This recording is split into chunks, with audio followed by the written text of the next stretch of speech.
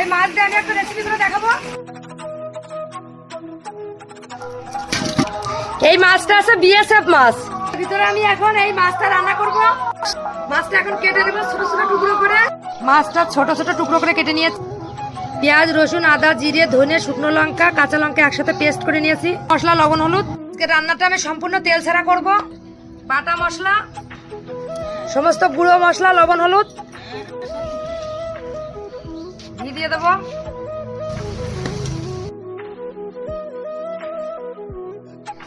এখন উনুনে বসিয়ে দেবো। এটা 1 ঘন্টা জাল দিচ্ছি। প্রায় রান্নাটা আমার হয়ে গেছে।